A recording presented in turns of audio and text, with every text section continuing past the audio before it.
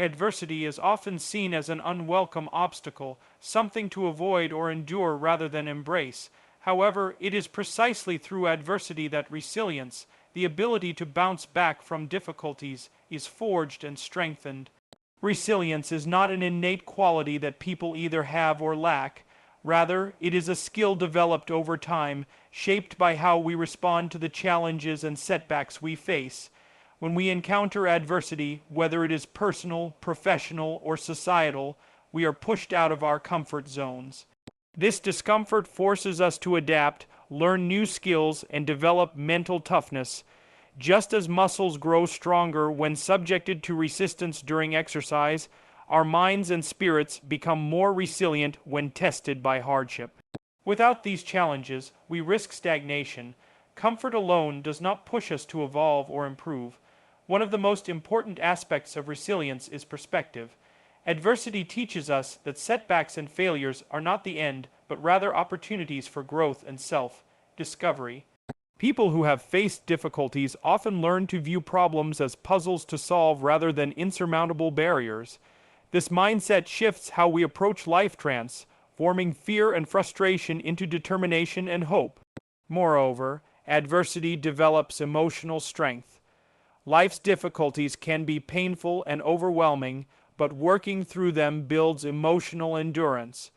This endurance enables us to manage stress better, remain calm under pressure, and recover more quickly from future setbacks. Without these experiences, we may be ill-equipped to handle even small challenges, leading to increased anxiety and vulnerability. Adversity also fosters humility and empathy. When we struggle, we become more aware of our limitations and the reality that life isn't always fair or predictable.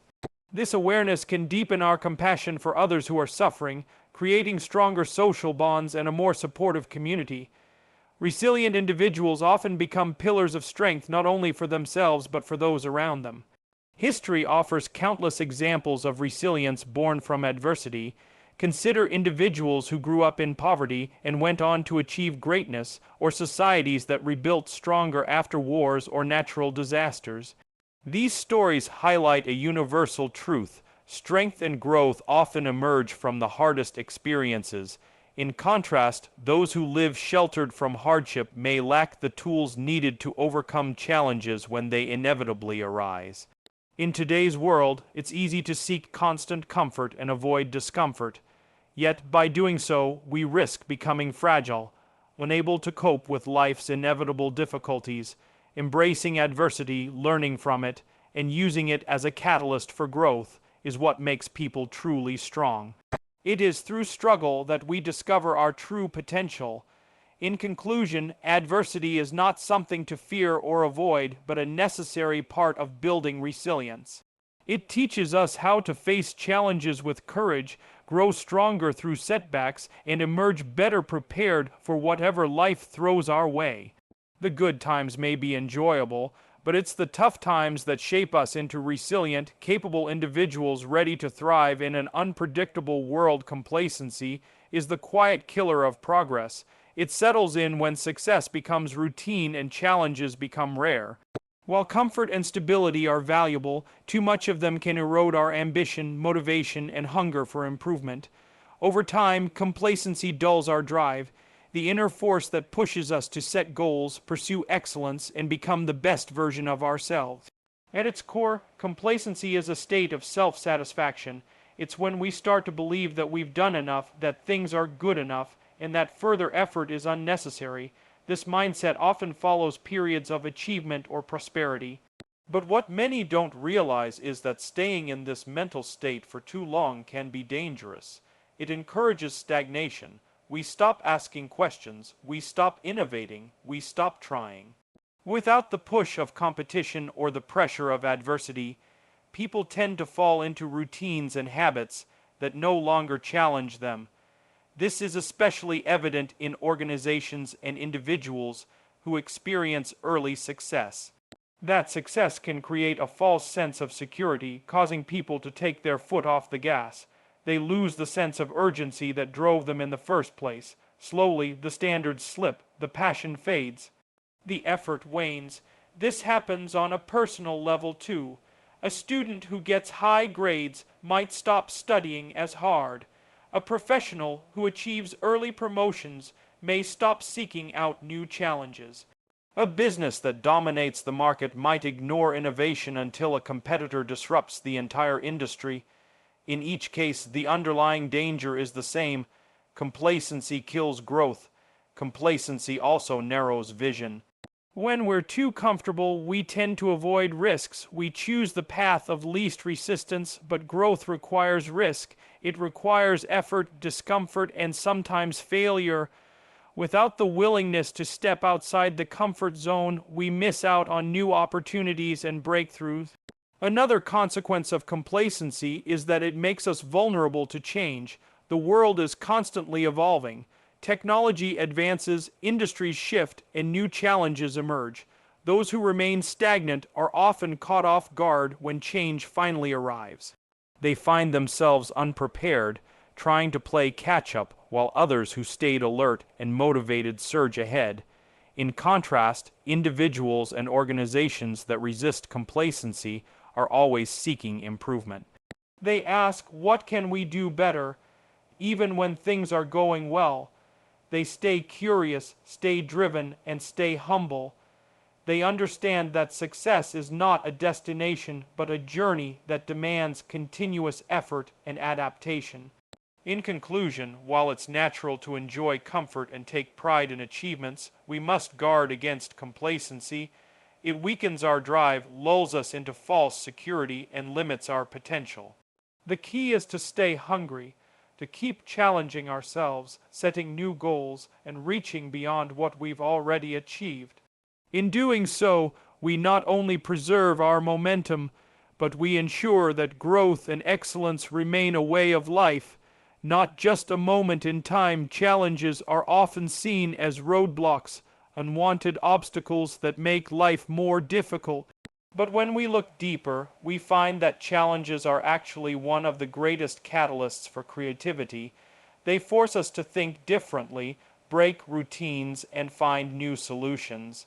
In fact, some of the most innovative ideas and breakthroughs in history have been born not in times of ease, but during moments of struggle. Creativity thrives when we're pushed outside our comfort zones. When everything is going smoothly, there's little incentive to try new things or question old ways. But when we face problems that can't be solved with familiar tools or methods, we're compelled to innovate. This is where creativity comes to life, not as a luxury but as a necessity for survival or progress. Take, for example, moments of crisis in science, technology, or business. Companies facing fierce competition often come up with game-changing ideas to stay ahead. Artists who experience personal hardship frequently produce their most powerful work during or after those periods.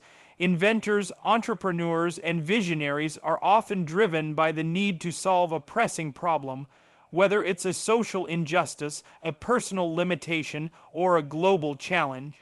One of the reasons challenges spark creativity is because they change our perspective. They disrupt normal patterns of thinking and push us to question assumptions. When one path is blocked, we're forced to explore others. This can lead to unexpected insights and unconventional solutions. In other words, challenges break the mold and encourage original thought. Furthermore, limitations themselves, whether of time, resources, or energy, can be powerful creative forces.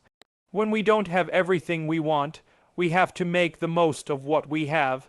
This often leads to ingenious workarounds, hacks, or entirely new approaches. Some of the greatest innovations, from portable technology to sustainable design, have emerged under tight constraints. Challenges also build resilience and open-mindedness, both essential traits for creativity. A creative mind is one that isn't afraid to fail, to experiment, or to look foolish in pursuit of something new. Challenges train us to be flexible thinkers and problem solvers. They teach us to pivot, adapt, and reimagine. On a deeper level, challenges connect us with our inner purpose. When we're faced with difficulty, we often become more focused, more resourceful, and more determined. We are stripped of distractions and forced to confront what truly matters. This clarity can fuel not only innovative thinking, but also deeply meaningful work. In conclusion, while challenges may seem like burdens at first, they are actually opportunities in disguise. They push us to grow, to question, and to create. They turn passive thinkers into active innovators. So rather than fearing obstacles, we should welcome them as invitations to stretch our minds and discover what we're truly capable of. Because it is in the face of difficulty that human creativity shines brightest. Good times, marked by peace, prosperity, and comfort, are something we all strive for. They represent success, stability, and the fulfillment of hard-earned goals. However, there's a hidden danger in prolonged ease and abundance, entitlement. When people grow up or live too long in comfort without understanding the effort it took to get there, they can begin to expect rewards without contribution, rights without responsibility, and success without sacrifice. Entitlement is the belief that one deserves certain privileges or outcomes without necessarily earning them. It often grows in environments where hardship is absent and everything feels readily available. When individuals are shielded from struggle, either by their parents, institutions, or circumstances, they may start to assume that life will always be easy, that things should always go their way. This mindset is one of the most damaging effects of extended prosperity. One of the most noticeable signs of entitlement is the decline of gratitude. In tough times, people tend to appreciate even the smallest victories, a warm meal, a helping hand, or a stable job. But in good times, those same blessings can be taken for granted. When everything is handed to us without much effort, we often forget to value what we have. Over time, appreciation fades and expectation takes its place. This entitlement can also weaken work ethic. If individuals believe they are owed success, they may not feel the need to work as hard for it. They might avoid challenges, resist personal growth, or give up when things get tough. In such a mindset, adversity isn't seen as a necessary part of life, it's seen as unfair. This makes it difficult to cultivate resilience, perseverance, and self-discipline, all of which are essential for long-term success. In a broader social context, entitlement can divide communities. It creates a culture where people expect benefits without understanding the responsibilities that come with them. When generations grow up without knowing the struggles their parents or grandparents face to build a stable life, they may lose respect for those efforts and take progress for granted. This can lead to societal apathy, a lack of civic responsibility, and a decrease in innovation and productivity.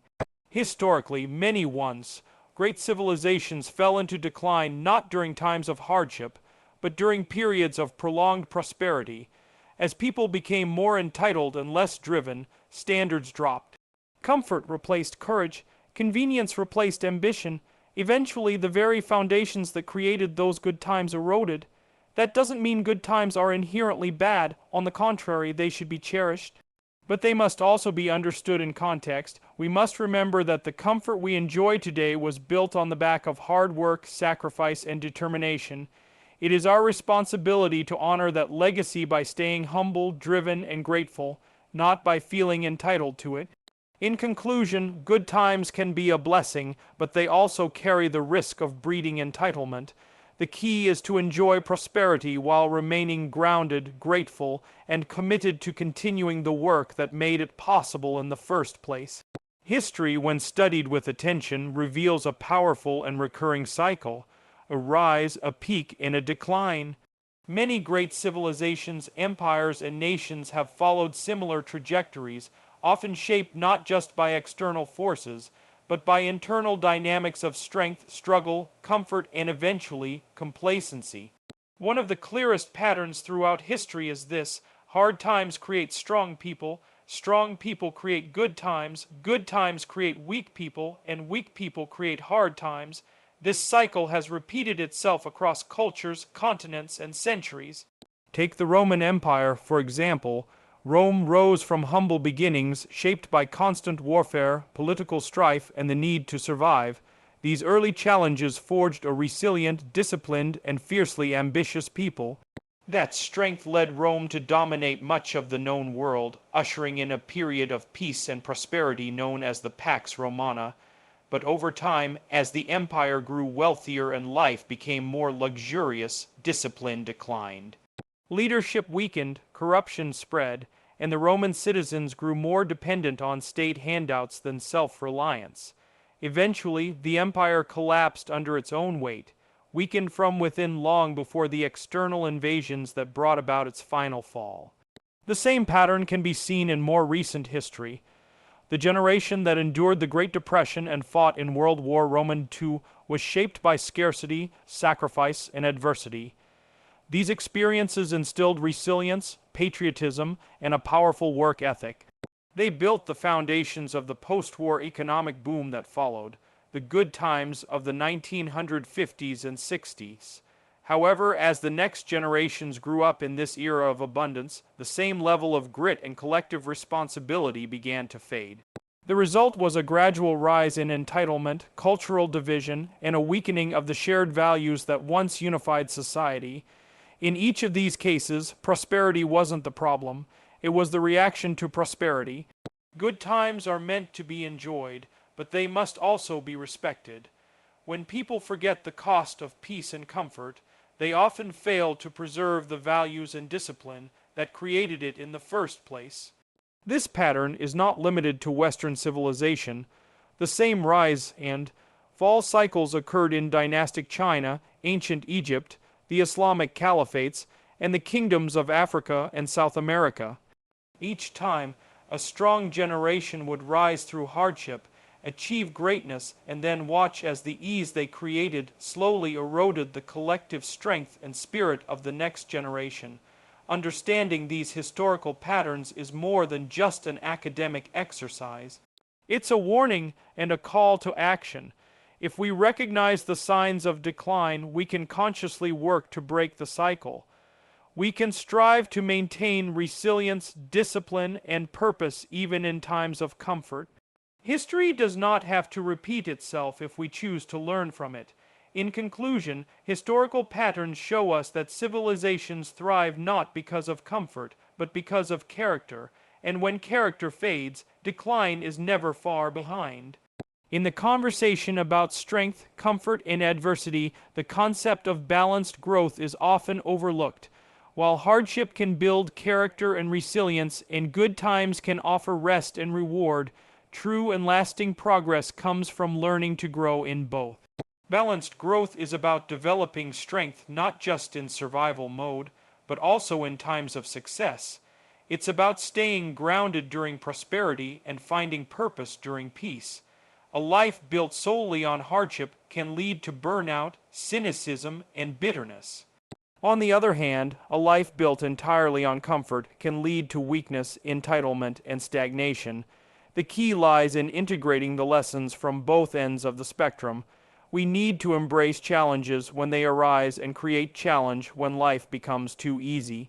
Balanced growth means using good times wisely. It's recognizing that moments of peace and stability are not a signal to stop growing, but rather an opportunity to strengthen ourselves in new ways, through learning, reflection, self-discipline, and service to others. In calm seasons, we should build reserves of wisdom, health, financial security, and emotional strength that can carry us through future storms. Comfort should be used as a tool, not as a trap. This concept also applies to personal development. A balanced individual seeks both external success and internal strength. They don't just aim for wealth or recognition. They also cultivate humility, empathy, patience, and purpose. They recognize that real growth isn't only about climbing higher, but about rooting deeper. They ask, am I not only achieving more, but becoming better? Balanced growth also applies to families and communities. For example, when raising children, it's important not to shield them entirely from difficulty. Giving them everything they want without requiring effort or responsibility may feel like love, but it often leads to weakness. On the other hand, subjecting them to constant pressure and hardship without support can damage their self-worth. The healthiest growth happens when children are loved, challenged, and guided, taught to appreciate blessings while still learning to work for what matters. In the broader context of nations and societies, balanced growth involves wise leadership, strong institutions, and an informed citizenry. Societies must invest in infrastructure, education, and well-being, while also promoting accountability, discipline, and civic responsibility. A thriving nation must prepare for future adversity, even in times of prosperity, by fostering innovation, resilience, and unity. Balance keeps the engine of progress running, not recklessly fast and not idle, but steady and sustainable. In conclusion, balanced growth is not passive. It requires intentional effort. It means resisting the extremes, neither becoming hardened by pain nor dulled by comfort. It's about using both the highs and the lows to become stronger, wiser, and more complete. If we learn to grow through difficulty and also to grow during ease, we can break the cycle of rise and decline, and build lives, communities, and cultures that endure.